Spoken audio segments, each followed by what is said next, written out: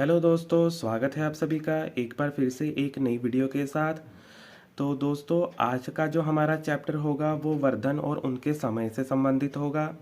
आज की वीडियो में हम जानेंगे उत्तरी भारत में राजनीतिक परिवर्तनों के बारे में। तो जान लेते हैं। छठी शताब्दी में गुप्त साम्राज्य के पतन के पश्चात उत्तरी भारत में कई छोटे छोटे स्वतंत्र राज्य स्थापित हो गए थे।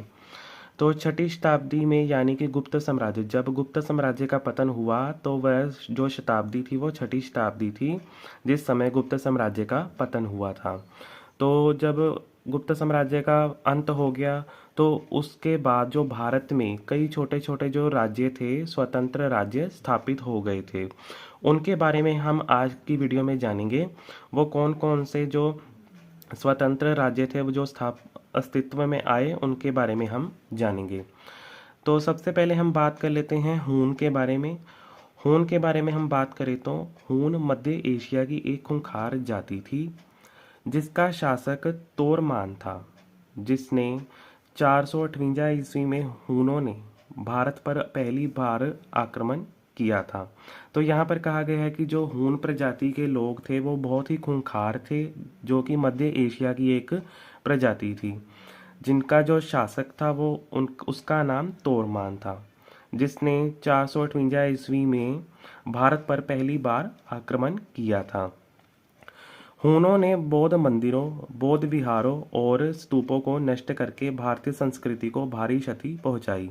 तो हूनों ने जब अपना पहला आक्रमण किया था 458 ईस्वी में, तब उन्होंने बौद्ध मंदिरों, बौद्ध विहारों और स्तूपों को नष्ट करके भारतीय संस्कृति को भी काफ़ी नुकसान पहुंचाया था।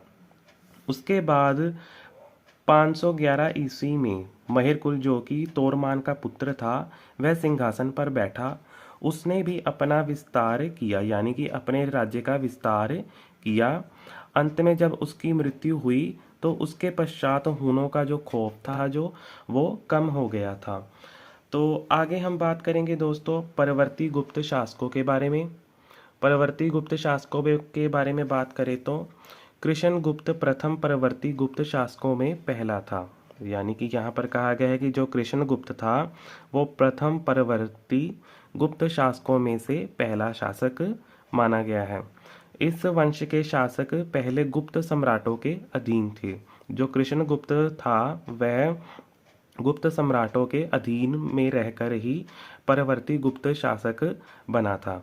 550 ईस्वी में मगध में कुमार गुप्त ने अपनी स्वतंत्रता की घोषणा कर दी थी। कुमार गुप्त मोखरियों द्वारा बदला लेने पर युद्ध में मारा गया था।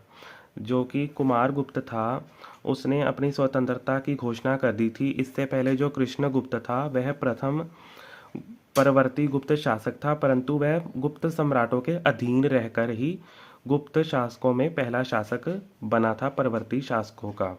तो कुमार गुप्त था जो वह स्वतंत्र शासक बना मगध का, उसने घोषणा की थी अपनी 550 ईस्वी में। आगे हम बात करेंगे मैत्रक वंश के बारे में। मैत्रक वंश के बारे में बात करें तो मैत्रक राजाओं ने 5वीं से 8वीं शताब्दी के अंत तक गुजरात में शासन किया। उनकी राजधानी वल्लभी थी, जो कि शिक्षा और व्यापार का प्रमुख केंद्र थी। यहाँ पर कहा गया है कि मैत्रक राजाओं ने 5वीं से लेकर 8वीं शताब्दी के अंत तक गुजरात में शासन किया था।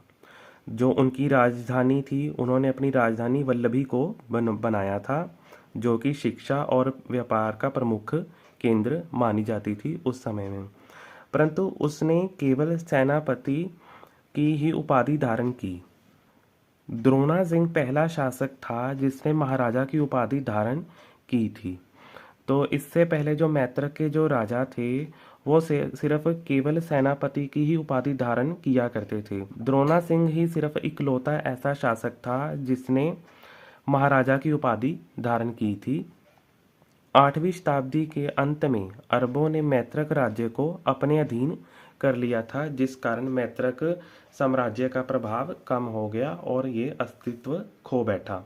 आगे हम बात करेंगे दोस्तों मोखरी वंश के बारे में। मोखरी वंश के बारे में हम बात करें तो मोखरी राज्य के प्रारंभिक शासक गुप्त शासकों के अधीन थे। ईशान वर्मन पहला राजा था जिसने 550 ईस्वी में कन्नौज में अपनी स्वतंत्रता की घोषणा की थी।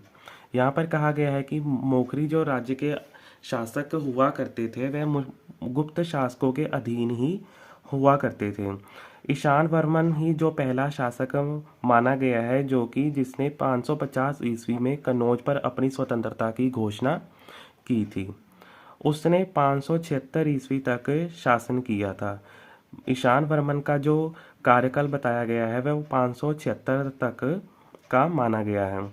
उसने बहुत से प्रदेशों पर विजय प्राप्त करके अपने राज्य का विस्तार किया था। इस वंश का अंतिम शासक जो था वह ग्रहवर्मन था। मालवा के शासक देवगुप्त ने ग्रहवर्मन की हत्या कर दी। उसकी मृत्यु के साथ ही मोखरी वंश का भी अंत हो गया था। तो आगे हम बात करेंगे दोस्तों यशोधर्मन साम्राज्य के बारे में। मालवा में मंदसौर के स्थान पर यशोधर्मन ने अपनी स्वतंत्रता की घोषणा कर दी थी। उसने 530 से लेकर 550 ईस्वी तक शासन किया था। वह बहुत शक्तिशाली शासक था। उसकी मृत्यु के समय ही उसके राज्य का अंत हो गया था। आगे है शशांक के बारे में। शशांक साम्राज्य के बारे में बात करें तो गौड़ राज्य का शक्तिशाली शासक शशांक था। उसने बहुत से राज्यों पर अधिकार करके अपने राज्य का विस्तार किया था। शशांक को बौद्ध धर्म से बहुत घृणा थी। उसने उन पर बड़े अत्याचार किए और उनके मठ भी नष्ट करवाए थे। आगे है दोस्तों वर्मन शासकों के बारे में हम बात करें तो असम में 350 से लेकर 650 ईस्वी तक वर्मन शासक का राज्य रहा। इस वंश की स्थापना पुष्यवर्मन ने की थी। इस वंश के 13 शासक हुए थे जिनमें भास्कर वर्मन इस वंश का महान शासक माना जाता है। उसने 594 से लेकर 650 ईस्वी तक शासन किया था। उसकी मृत्यु के साथ ही इस राजवंश का भी अंत हो गया। तो उम्मीद करता हूँ कि दोस्तों आप सभी को आज की मेरी ये बनाई हुई वीडियो पसंद आई होगी। अगर वीडियो पसंद आई तो लाइक कीजिए, कमेंट कीजिए और सब्सक्राइब कीजिए। अभी के लिए मुझे दीजिए इजाज़त। धन्यवाद।